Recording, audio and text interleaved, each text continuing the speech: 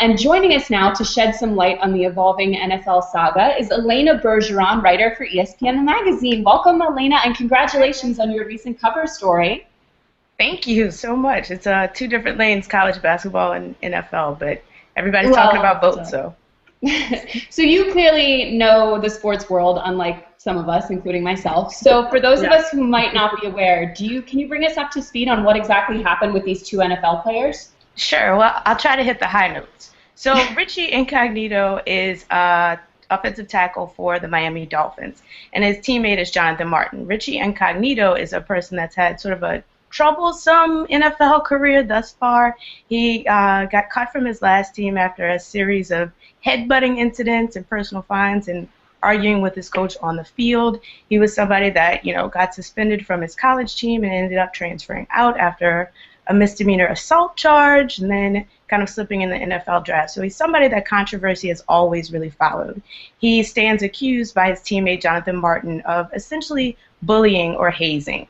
Martin is saying that Richie Incognito sent him a series of texts that were way over the line, in which he used the N-word in reference to Jonathan Martin, who's biracial.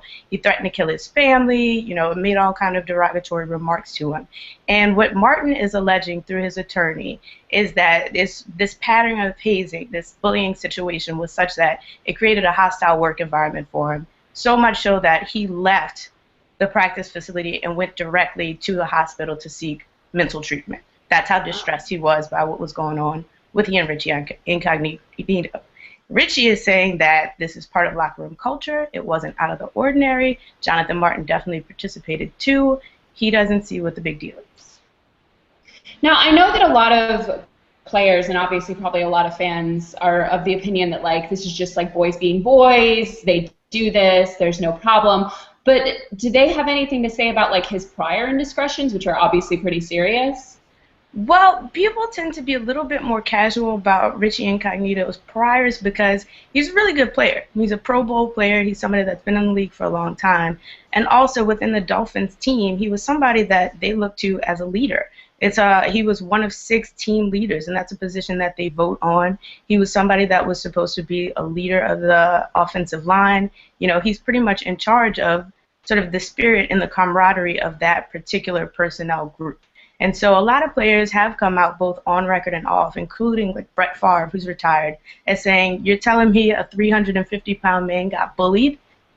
Maybe a 12-year-old, but not an adult man. So there's this perception of locker room culture as being sort of the last place where men can say politically incorrect things to one another without suffering consequences. But it sort of ignores the fact that a locker room is still a workplace. Yeah, that's really, I think it's really surprising for people who aren't heavily involved with sports, who don't know it that well, because I think there really is that attitude of boys will be boys, it's not a big deal. But he's white, as you mentioned, I think, and right. He openly uses the N-word, which seems even for people who are not very PC, that still seems like something that you would get in real trouble for. Do you think that people make that exception just because he's a good player, or do you think they really feel that open with all of the players? Well, part of the conjecture and sort of the off-the-record talk amongst players, and some of them have come out and said, well, Richie Incognito is more of a quote-unquote black person than Jonathan Martin, because Jonathan Martin is biracial, his parents are both lawyers, he's Stanford educated, whereas some of the allegations assert that Richie Incognito has team meetings at strip clubs, and he's super down and very into what they perceive as black culture. But it's all sort of part and parcel of this viewing of, again, the last bastion of male dominance, basically, the last place that people can be politically incorrect. And it sort of appeals to the lowest common denominator of what people define manhood and masculinity as. Right. So, do you think that that stuff like this is going to start making parents maybe think twice about putting their kids in football, because it's sort of fosters that kind of environment and mentality? Well, that's the big issue with this going forward, and it's part of the reason that the NFL is trying to be so careful with their investigation of it, because On the one hand, you have people saying that Richie Incognito acted alone. And on the other hand, you have, with the Brett Favre statement, people saying that this is the culture of football. And I think in recent years, what we've seen with the culture of football is one that they recently settled with former players about concussion syndrome. And there's a question of whether or not the league purposely hid information about what that sport does to your future and your health-wise. The players moving forward. If it's also a league that fosters this culture where people are so hazed and so bullied that they have to seek medical treatment, the short-term effect of that is maybe Jonathan Martin is going to win the case. The long-term effect of it is, what is NFL culture? And it's a question that's particularly relevant to women in general, even though it's this conversation about masculinity, because women are the ones who decide who continues to play football. The NBA is about a third foreign-born player. MLB is about half. NFL is an American sport played by American men. There's not a lot of foreign-born players coming over to play it. And I think what we've seen recently in the past 2 years, since all the stuff about concussions came up, Outside the Lines, which is an ESPN property, did a report, and it said that in Pop Warner football, which is the youth feeder system for football, participation is down about 10%. Which is the biggest 2-year drop in its history. So the power is with the women who perceive this league as being a place where either it's a culture that you want your kids to grow up in, or it's a culture that you don't. So I think that's why the NFL's taking its time with this one, trying to figure out what exactly happened in that locker room. Wasn't there also, there was an Ohio State and Luigi hockey game, too, that was like completely out of control recently, where the ladies got rough, didn't they? The ladies really threw some punches. Yeah.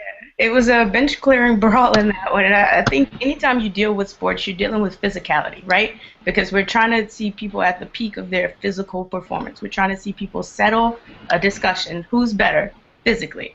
And so that's one thing, but it's different to know what you're getting into with boxing and with hockey, and there are rules. It's against the rules to fight.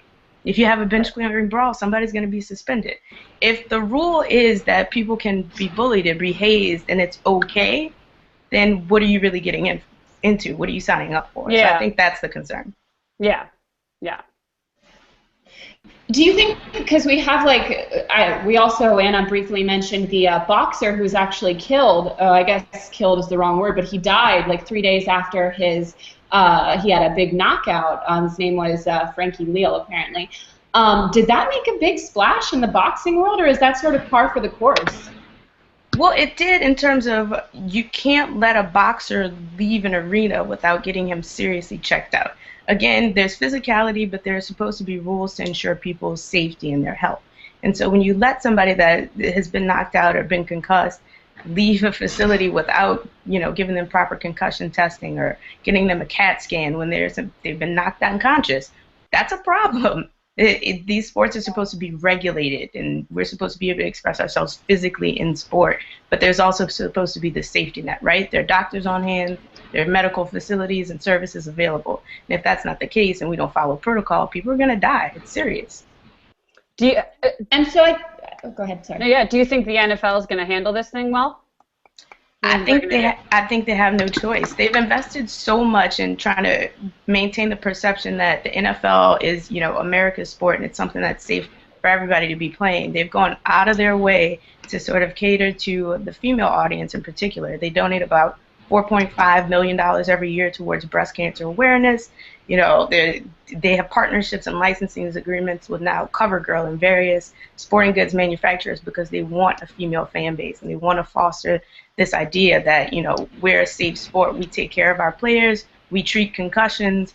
We're handling this hazing thing. It's not an endemic problem. This is an isolated incident. So yeah, I think they're gonna drop the hammer on this. Well, thank you. This has certainly answered a lot of our questions. I know I didn't know too much about any of this, and I think a lot of our viewers probably didn't either. So thank you so much for giving us that inside view, and we hope to have you back soon, Elena. And I hope to be back. Thank you, guys.